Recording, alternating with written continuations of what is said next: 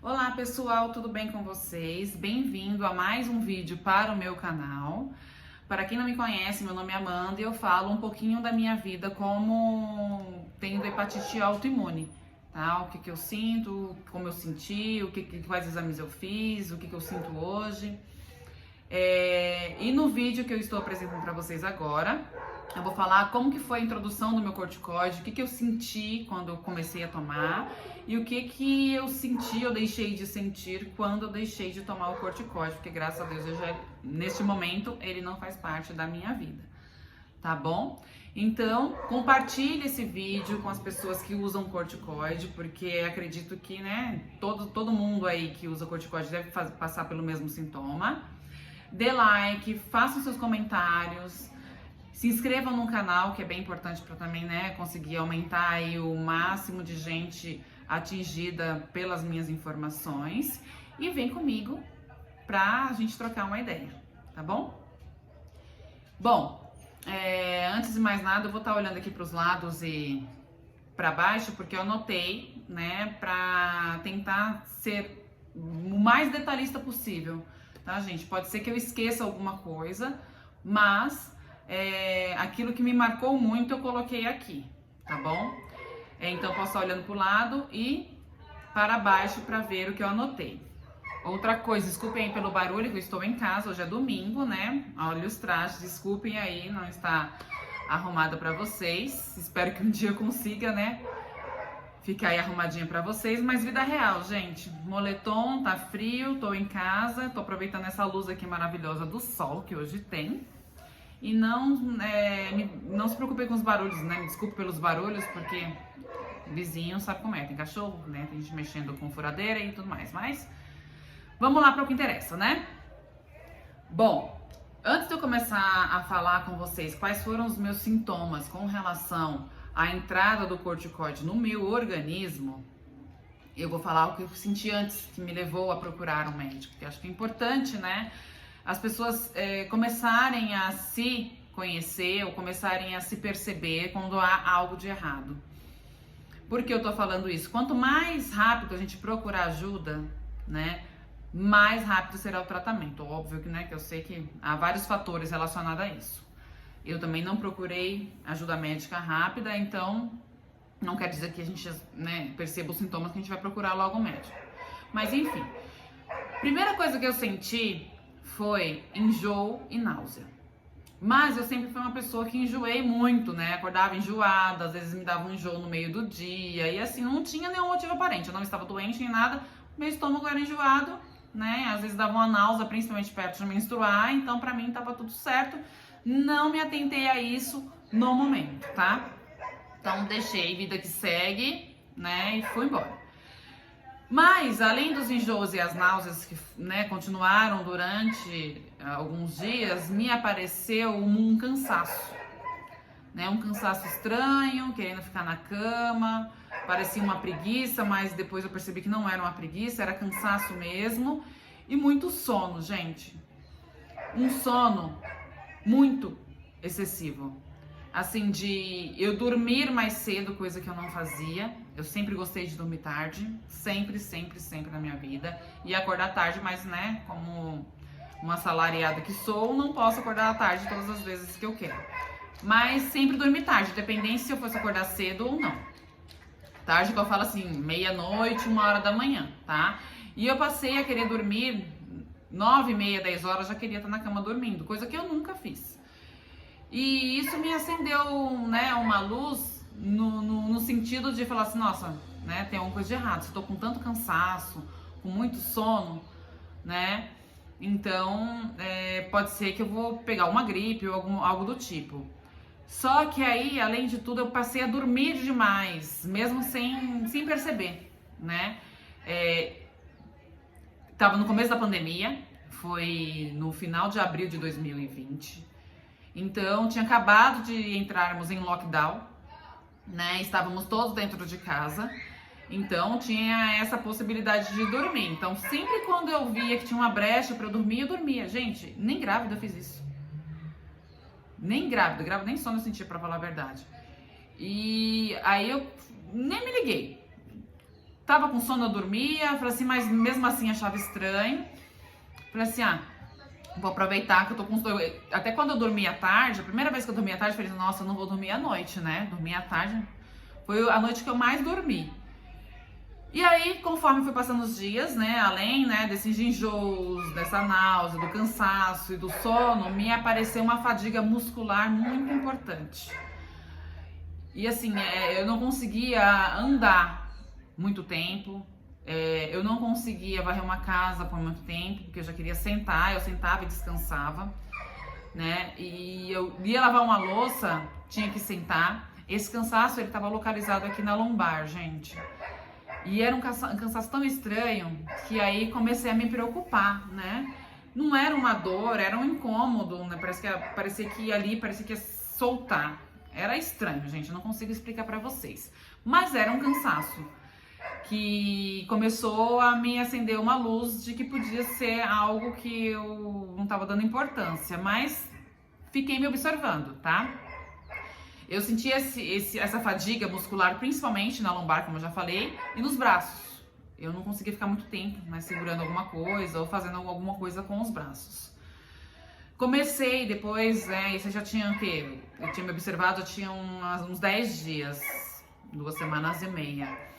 Começou o meu sono a ficar agitado, né? Eu dormia, mas não era um sono que me descansava, não era um sono que me deixava no outro dia descansada, com energia para que eu pudesse começar um novo dia, né? Que a proposta do sono é essa, né? Te deixar descansado para você começar de novo. E meu sono ficava agitado, eu acordava várias vezes e não conseguia pegar um sono profundo, né? Que isso me deixava mais cansada ainda. E aí comecei a ficar irritada, né? Porque você tá cansada, sem saber por quê. Você tá com muito sono, sem saber por quê. Você tá com uma fadiga muscular, sem saber por quê. E aí eu fiquei, o que será que tá acontecendo, né? Joguei a culpa no estresse. Tô de quarentena, tô sendo cobrada de num serviço, uma coisa que eu nunca fiz. E tinha que começar a fazer do nada, de um dia pro outro, então é estresse, e aí acabou que o meu corpo tá dando sinais que estou muito estressada. Com um vírus que ninguém sabe de onde que veio, não sabe como que pega direito, então o corpo tá dando sinais. Até que as minhas eliminações fisiológicas, xixi, né, urina, fezes, começaram a mudar também, e aí foi onde eu comecei a suspeitar do que eu estava tendo, né? Depois de 2 semanas, mais ou menos, isso aí já era mais ou menos na segunda semana do mês de maio de 2020. Minha urina começou a ficar muito escura. Quando eu percebi isso, foi no meu primeiro xixi da manhã. Assim, tava muito escuro, gente. Do nada, eu dormi bem, acordei com aquele xixi super escuro. Eu falei assim, deve ser por conta da primeira urina do dia, né? E muito grosso, sentia que aquela urina não tava diluída, sabe? Tinha uma textura. Falei assim, vou tomar mais água hoje, né, durante o dia e vejo o que acontece. Só que eu tomava água e eu não ia ao banheiro, né, não sei pra onde essa água ia. Comecei a medir a quantidade de água que eu tava tomando e mesmo assim não ia ao banheiro. Começava no final da tarde a ir mais, mas mesmo assim a urina não estava diluída, gente. Ela estava tão densa que parecia que até manchava o vaso, de tão escura que tava. E depois de uns 2, 3 dias, as minhas fezes, desculpa, gente, eu vou ter que falar, né? É uma coisa que é muito importante falar que aqui é primordial quando altera a parte fisiológica, tá? Que fígado envolve a parte digestiva, né? Então, é importante eu falar. Então, minhas fezes aumentaram a quantidade de volume, né? Que não correspondia com o que eu tava comendo, porque eu comecei a ter falta de apetite, então não tava comendo tanto mais como eu comia antes, e ficar muito esbranquiçada, acinzentada, uma coisa assustadora, gente. Quando eu olhei aquelas fezes daquela cor, na quantidade que tava, que não era compatível com o que eu tava comendo, né, com a quantidade que eu tava comendo, e a cor, eu fiquei muito preocupada. E aí já me acendeu uma lanterna, já imaginando que fosse fígado sim, tá? Eu tenho conhecimento aí de sinais e sintomas de hepatite, mas até então não tinha ligado uma coisa com a outra. Foi a partir daí que eu comecei a ligar que poderia ser uma hepatite. Só que eu não tinha febre. Em nenhum momento que eu tive essa doença eu tive febre. Nenhum momento. Apesar que faz muito tempo que eu não tenho febre. Tem anos que eu não tenho febre. E fiquei pensando, minha mãe ela teve hepatite, ela sempre falou que teve hepatite. A primeira coisa que ela teve, além dessas alterações, né, foi a febre, que é muito alta. Só que eu não tive febre. E eu passei a menstruar 2 vezes no mês, com intervalo de 14 dias, de 15 dias. Aquilo também me chamou a atenção, né? Meu ciclo nunca foi muito longo, mas também não tão curto. E aí eu comecei a ter má digestão, né? Passando esses dias, já era a 3ª semana, má digestão, tudo que eu comia não caía bem, minha barriga ficou estufada, eu tinha dor e não tive muita dor, tá, gente? Mas tinha uma dor que era quando eu ia urinar de madrugada, me dava uma dor abdominal, não era dor de baixo ventre, igual a uma infecção urinária. Era uma dor abdominal, né? E fiquei observando para ver se eu não ia ter uma infecção urinária, porque para mim eu ia ter, né? Com isso, eu comecei também a ter, depois de tudo isso, tontura e uma tremedeira, né? Eu tinha uma tremedeira, parecia que aquela... Quem já teve baixa de pressão ou uma tremedeira por conta de baixa glicose, né, de uma hipoglicemia, sabe do que eu tô falando, é tipo essa tremedeira, sabe? Eu comia, melhorava. Aí vinham os outros sintomas, que era enjoo, náusea, dor abdominal, né, distensão, mas eu comia, passava. Mas essa tremedeira, ela é muito, muito chata, né? E eu comecei a ter isso. E aí eu tomava um chazinho de alecrim, não amenizava, que normalmente ele ameniza, né? Depois eu falo tudo que eu fui tomando para amenizar os sintomas, não vai dar porque já tô com bem longo um vídeo aí já e eu nem tô na metade do que eu precisava falar. E aí, depois de tudo isso, eu falei assim, eu preciso procurar uma ajuda, né? Porque já tava me incomodando esses sintomas. E aí foi onde meus olhos amarelaram. Eu percebi, não quis acreditar, mas depois a minha irmã veio comentar comigo, Amanda, seu olho tá amarelo, você já percebeu, né? Eu tinha percebido, mas tinha falado com ninguém. Gente, eu tava sentindo tudo isso sozinha, nem com meu marido comentava, tá? Até que esse boom, quando meus olhos ficaram amarelos, ele tava até em viagem, era no final de semana, ele tinha viajado para fazer um evento e ele nem estava em casa comigo. Portanto, quando ele voltou, na segunda-feira, né, depois que ele fez os eventos, ele também notou que meus olhos estavam amarelos. Eu falei assim, não tem pra onde correr, é fígado e eu vou ter que procurar ajuda médica, né? Só que onde? Né, gente? Por mais que eu tivesse convênio, meu convênio era bom, tô falando era porque hoje eu mudei, também por um legal, não usei ainda, mas era bom, era da Sul América. Nós estávamos numa situação onde nós tínhamos um vírus rodando por aí que os médicos não sabiam nem que sintomas ele causava na pessoa. E como que eu vou chegar toda podre desse jeito, né, falando que eu tava sentindo, dentro de um pronto-socorro onde os médicos estão atirando por todos os lados sem saber o que fazer, né? Com certeza ia me encaixar um quadro de corona, porque eles não sabiam, né? Como que o corpo ia reagir com relação a esse vírus. Eu falei, eu não posso ir pro pronto-socorro, porque se eu não tiver com ela, eu vou pegar, né? Então eu falei assim, o que eu vou fazer? Aí eu lembrei que eu tinha uma consulta com a ginecologista pra mesma semana, na quinta-feira. E aí, na quinta-feira não, na sexta eu tinha essa consulta. Eu falei assim, eu vou nela, porque na verdade, eu já tava em consulta há meses, porque eu vim de 2 anos, né, querendo engravidar, então vou entrar um assunto aí que é bem delicado pra mim, que eu talvez faça um vídeo aí com relação a isso com vocês. E eu estava fazendo controle de ovulação mensal, já tinha 9 meses na época que eu fui, né? E todos os meses eu fazia ultrassom pra ver como, né, se eu tava ovulando, se eu não tava, toda aquela questão pra engravidar. E aí eu falei assim, eu tenho consulta com a Carla, então eu vou até ela, né? É um consultório médico, mas eu tô mais reservada ali e ela vai poder me ajudar. Gente, desculpa aí, ó, os cachorros, tá vendo? Voltando. Então ela vai poder me ajudar, me orientar o que eu vou fazer, né? E nisso, eu confirmei minha consulta pra sexta-feira com a secretária dela. E nessa semana, gente, eu tive uma coisa que eu nunca tinha falado pra ninguém, não comentei com médico nenhum, porque aconteceu comigo só uma vez. Foi uma coisa horrível de ter sentido, mas como não foi recorrente, eu acabei nem comentando com os médicos, que foi, eu estava dormindo, era de madrugada, e eu acordei com muito barulho na minha cabeça, muito barulho, muito barulho, muito barulho, e aquilo parecia várias pessoas falando ao mesmo tempo na minha cabeça, com música, sabe, era um barulho mental muito grande. E aquilo eu acordei apavorada, sem saber. E assim, não tinha ninguém, porque aqui tava muito silencioso, não tinha ninguém conversando nem nada. Eu falei, meu Deus, o que é isso, né? E aí eu continuei com aquilo na minha cabeça, aí eu, né, aquele barulho, até que eu levantei, desci, fui beber água, tomei água, comecei a ter uma crise de ansiedade ali, né, comecei a ficar um pouco nervosa com relação àquilo que eu tava sentindo, comecei a respirar fundo, eu falei assim, ai, não deve ser nada, né, devo estar ansiosa e é por isso que eu tô com esse barulho na minha cabeça. Era uma confusão mental, assim, muito, muito desagradável. Aí voltei pro meu quarto, deitei, comecei a fazer respiração como se eu estivesse ansiosa, acabei pegando no sono novamente, acordei e essa confusão mental tinha passado. Falei, nossa, nunca mais quero sentir isso na minha vida. E de fato, nunca mais aconteceu. Talvez por isso eu não tenha falado com ninguém. Tô expondo aqui porque pode ser que alguém tenha, né? E é por conta da quantidade de enzimas que estava muito alta na época, tá, gente? Depois eu fui procurar saber, realmente dar essa confusão mental, porque como o nosso corpo está extremamente inflamado, né? O nosso fígado está extremamente adoecido, acontece essa confusão mental. Tô olhando aqui pra baixo que eu tô vendo as minhas anotações, tá?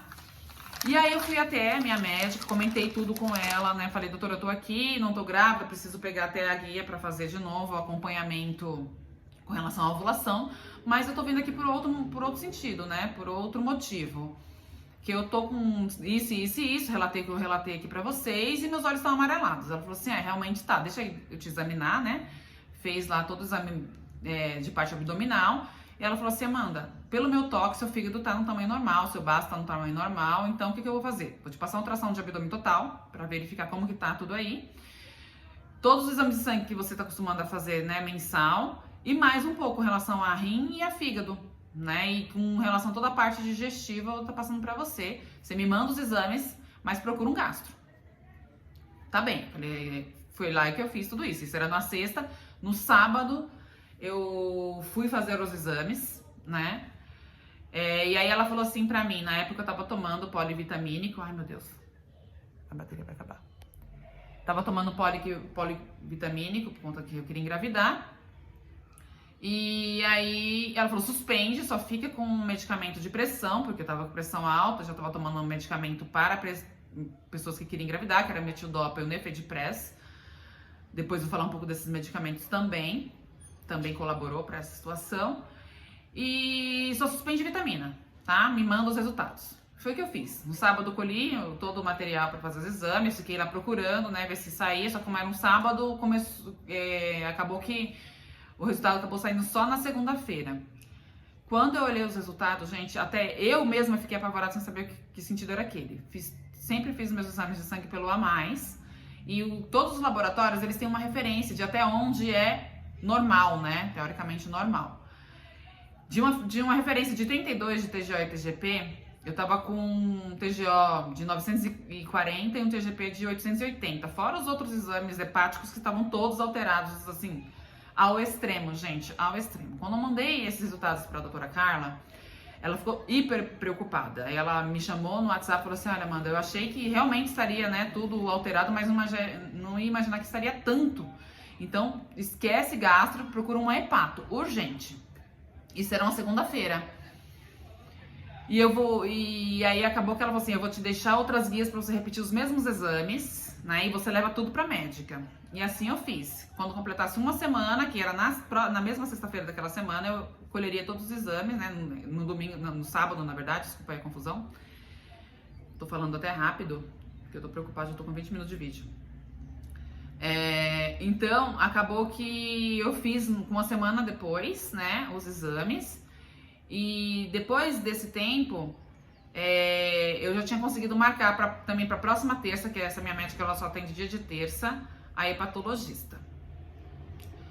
Cheguei na hepatologista, fiz esses dois exames. O primeiro ela ficou apavorada, mas quando ela olhou o segundo, que tinha caído pela metade, ela falou assim, olha, Amanda, eu só não vou te internar, porque eu tô vendo a diferença desses dois exames com diferença de uma semana, né? De uma semana para outra. 8 dias os seus exames caíram pela metade. Então eu não vou te internar por conta disso. Mas se você tivesse chego aqui com esse primeiro exame, eu iria te internar. Porque o fígado, ele influencia em toda a parte de coagulação. Então provavelmente não estava nem coagulando mais.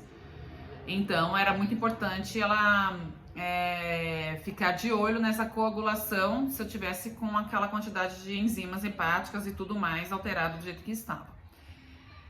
Então ela falou assim, você já tá com a maioria dos exames aqui, inclusive abdômen total que não deu nada, os órgãos estavam todos, né, pelo tamanho normal, tava funcionando entre tudo isso. Então, como eu já tava com a maioria dos exames ali que ela já ia pedir, ela pediu uns complementares, inclusive exames pra saber se já tava com câncer, né, e ela disse que ia pedir exames de doenças raras do fígado, que eu até hoje eu não me aprofundei no assunto. E assim eu fiz.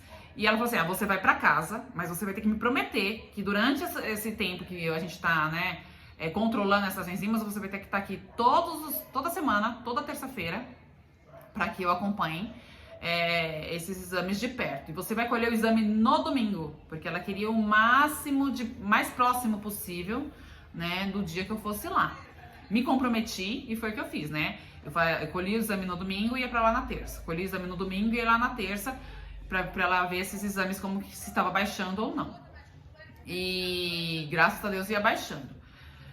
Até que isso foi duas semanas, tá, gente? Até que ela percebeu que não tinha nada, graças a Deus, né? Pior do que já estava. E aí ela pediu exame de anticorpos.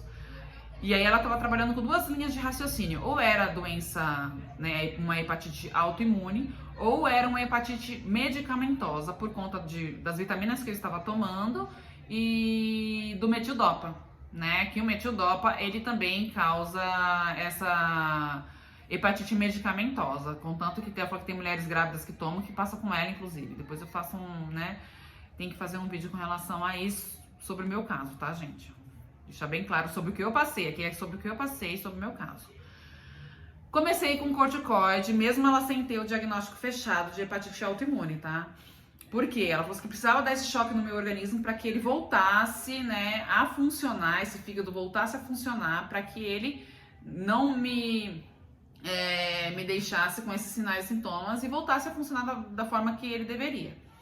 Comecei com 60 miligramas, que é a dose máxima, então eu tomava 3 comprimidos de 20 miligramas todos os dias, às 8 da manhã, por uma semana. Repeti os exames, ela viu ali dentro do que tinha acontecido, que tinha melhorado, e aí naquela semana ela baixou para 50, na outra semana baixou para 40, e assim foi até 30 miligramas. Fiz toda a parte de exame para confirmar a hepatite autoimune, porque só com essa confirmação que ela entraria com o imunossupressor. E durante esse período, quando eu estava com 60 miligramas, a primeira coisa que eu senti foi um edema enorme, né, generalizado. Fiquei com muito inchaço de mãos, pernas, pés, joelhos, tornozelo e rosto.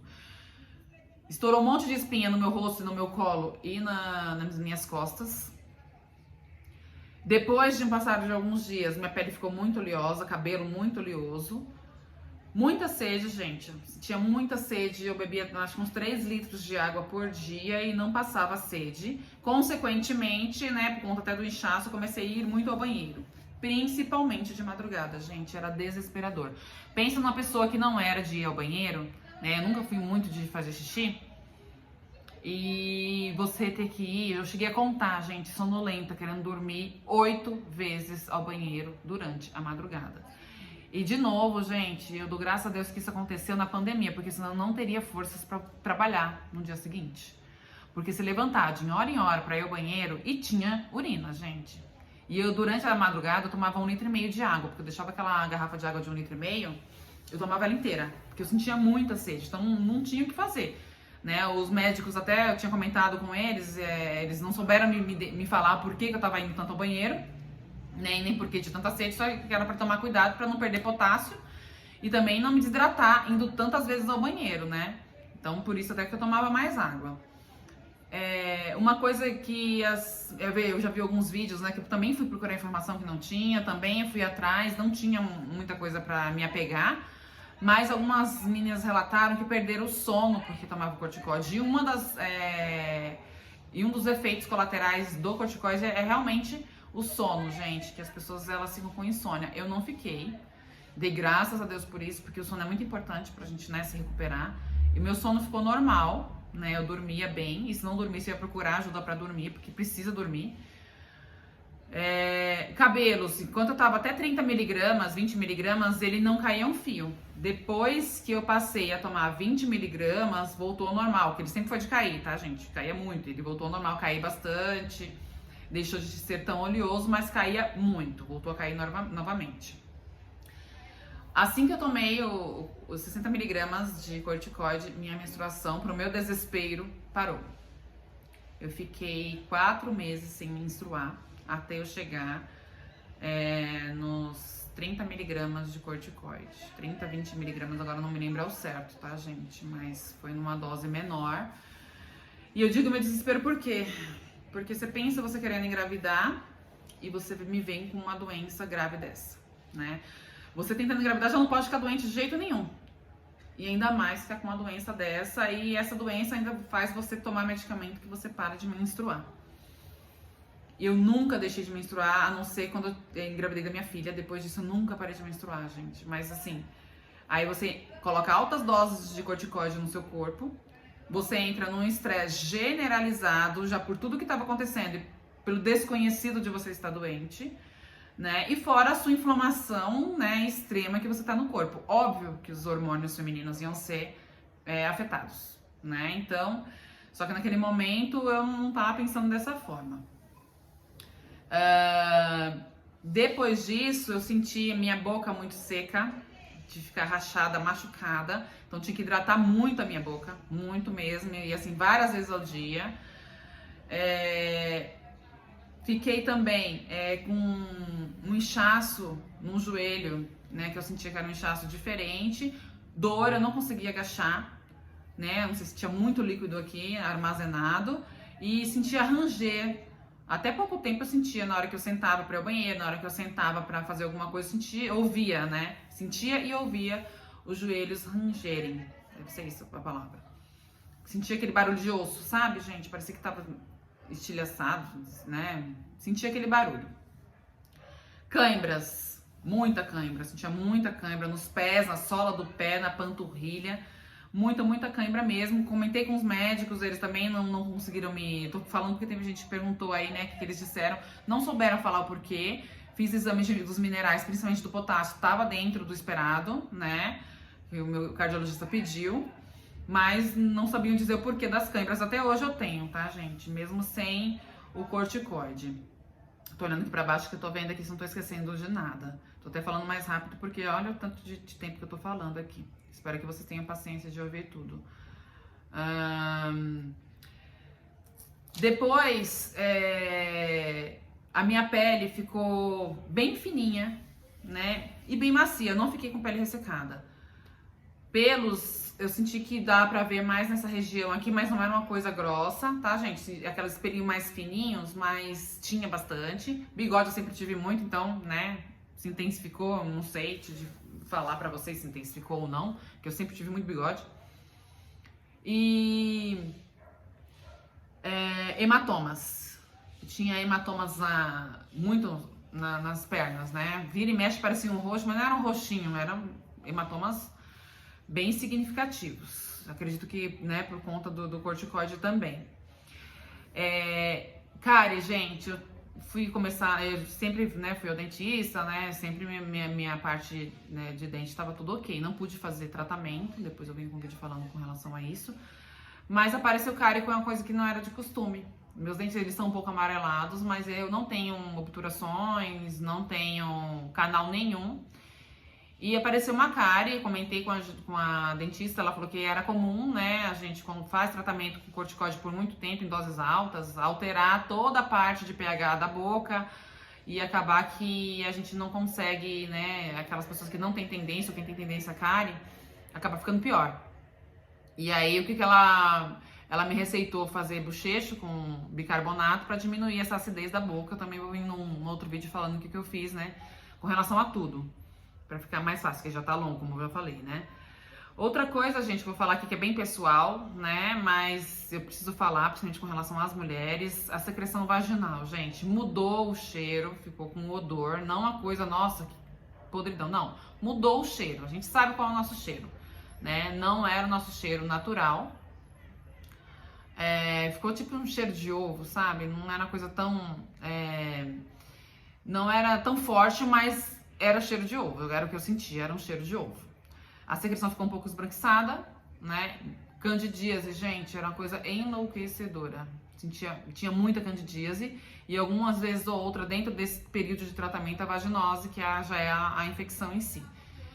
Dentro desse período, eu acho que eu usei 1 ou 2 vezes pomada, não usei muito, né? Tentei, né, colocar minha cabeça no lugar e ver que enquanto eu tomava o corticoide. Contanto que quando eu parei de tomar, também parou esse mau cheiro, que pra mim era mau cheiro, não era coisa que incomodava, que eu sentia longe, mas pra mim era mau cheiro. E depois que eu, né, esses foram todos os sintomas que eu senti durante o tratamento com corticoide, tá? Mesmo nas mínimas doses. Depois que eu deixei de tomar, desmamei totalmente o corticoide, a primeira coisa que fez foi meu peso despencar, gente. Eu perdi 10 quilos durante uns 3 meses. Nós estamos no mês de maio de 2022, eu deixei de tomar o corticoide dia 4 de janeiro de 2022. Eu vou deixar até registrado aqui, que é um marco. E já comecei a perder peso desde lá, tá? E eu perdi 10 quilos até hoje. Hoje nós estamos no mês de maio, segunda semana de maio, né? Terceira semana, hoje é 22 de maio. E aí eu percebi também como eu, né, desinchando na parte da coxa, assim, né, pegando a parte da lateral do glúteo, estrias, que também já era esperado, eu achei que ia ter mais estrias, que o corticoide também dá estria, e muita celulite, quadril, glúteo, coxa, panturrilha, muita celulite. Emagreci, percebi que melhorou, né, mas assim, muita gordura localizada mesmo, tá? E esses foram os sintomas que eu tive com relação ao desmame, né, depois que eu parei de tomar o corticoide totalmente. Não tenho mais enjoos, não tenho mais cansaço, não sinto dor, tá, gente? Em lugar nenhum. E depois, agora com o imunossupressor, vida normal. E foi isso que eu senti durante esse período, né, que eu usei o corticoide, com o desmame agora que eu tô sentindo. E aí eu vou pedir para que vocês coloquem aí nos comentários, caso eu tenha esquecido de alguma coisa, né, eu vejo aí com vocês, troco ideia com vocês, respondo, né, se eu senti ou não. Mas assim, esses foram os sintomas que me marcaram. Pode ser que eu tenha tido outros sintomas, né, que eu não coloquei aqui? Pode. Porque eu coloquei aqueles que mais me marcaram ou que ficaram mais tempo ali comigo. Pode ter sido outros sintomas tão sutis que eu acabei não lembrando, tá? Mas os que mais me marcaram, o que mais me deu trabalho para controlar, eu coloquei aqui. Tá? Espero que vocês tenham gostado, espero que tenha sido útil para vocês essas informações. Desculpa esse vídeo enorme que ficou, mas eu não podia, né, dividir porque acabava quebrando meu raciocínio. E espero que vocês fiquem bem, tentem passar por esse período o mais suave possível. Tentem pensar da mesma forma que eu pensei, né? Que é um dia de cada vez, gente. Não vamos pensar no amanhã, na semana que vem, né? É hoje.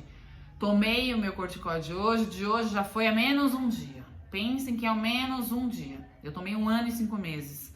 Né? Então, de uma pessoa que não deixei de tomar até anticoncepcional oral, não tomo nenhum, né? Mas deixei de tomar o oral porque eu tinha preguiça de ficar me medicando, porque não deixa de ser um medicamento. Você imagina eu ter que tomar um remédio contínuo, né? Que é pra minha saúde, ter que ter disciplina para aquilo, porque precisa ter disciplina, tá, gente? Não tem jeito. E pensar que é por um curto período de tempo pensando na sua vida aí pra frente, tá bom? Espero que vocês tenham gostado, dê muitos likes aí, compartilhem com as pessoas que usam corticoide. Um beijo, fique com Deus, até o próximo vídeo, tá bom? E tudo de bom pra vocês.